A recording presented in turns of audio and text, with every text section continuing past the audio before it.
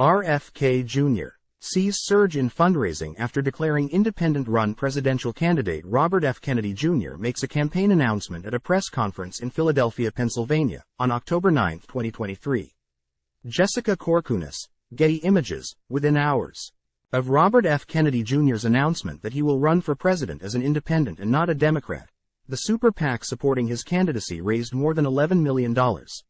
American Values 2024 disclosed on October 10 that it has generated $11.28 million since Mr. Kennedy told an audience in front of the National Constitution Center in Philadelphia, "I'm here to declare myself an independent candidate for President of the United States.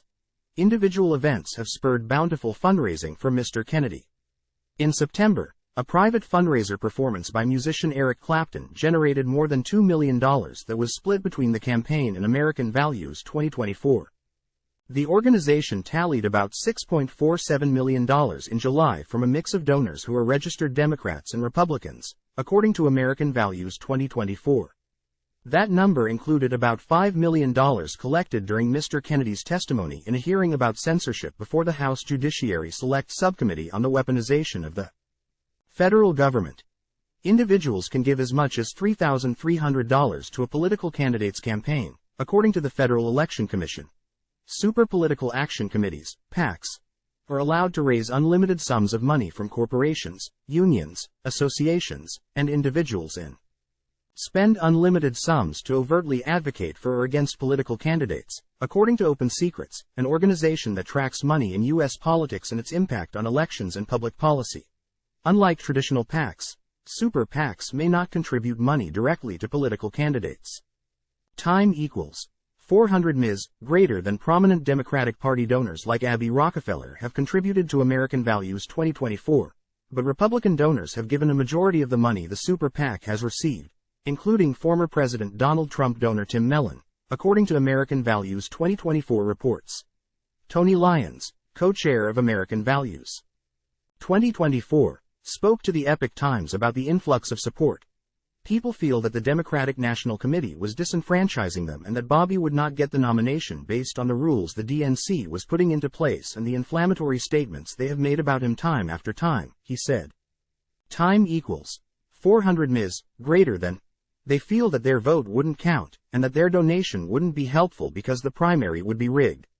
Just as Bobby Kennedy sees a path to victory as an independent, so do the donors that were reluctant to contribute with him running as a Democrat, Mr. Lyons explained.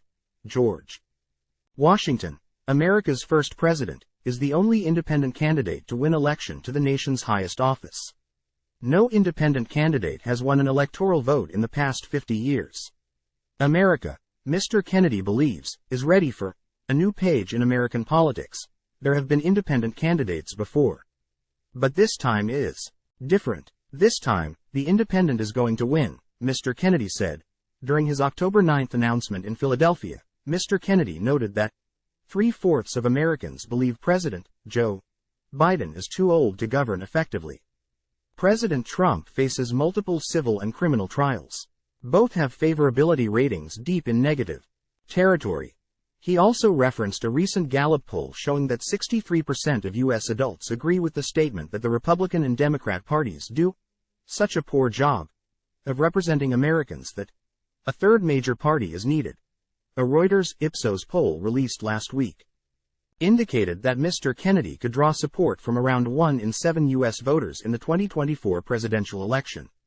In a three-way race, President Trump received 33% support compared to 31% for President Biden and 14% for Mr. Kennedy, ahead of Mr. Kennedy's October 9 announcement, a poll commissioned by American Values 2024 and conducted by John Zogby Strategies showed that, in a three-way matchup, President Trump and President Biden were tied at 38% each, and Mr. Kennedy generated 19% support. "The media pundits will tell you we have no chance. They say my only impact will be to draw votes from other candidates," Mr. Kennedy said on October 9 in Philadelphia. "The Democrats are terrified I'll spoil the election for President Biden.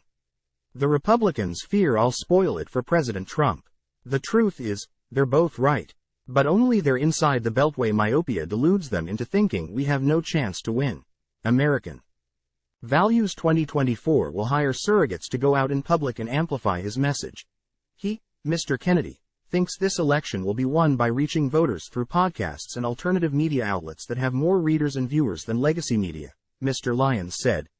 American Values 2024 has raised around $28 million since its inception in fall 2022, according to Mr. Lyons. The organization believes it can raise $100 million by the end of December. The Super PAC is also building a volunteer network, launching a Robert F. Kennedy Jr. fitness program, and organizing car caravans to travel across the country. Some of the money will be used for targeted advertisements in newspapers and on billboards and social media. Since announcing his candidacy in April to challenge President Joe Biden for the 2024 Democrat Party nomination, Mr. Kennedy has gained widespread support from conservative and moderate Republicans, independents, libertarians, and moderate Democrats. Last week, the Conservative Political Action Conference, CPAC, said that Mr. Kennedy would address the organization's Investor Summit to Save America in Las Vegas later this month.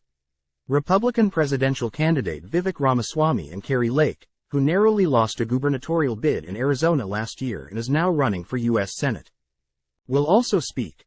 Robert F. Kennedy Jr. has a unique voice in advocating for the defunding of the weaponized bureaucracy and ensuring the constitutional right of medical freedom, CPAC Chairman Matt Schlapp said in a statement.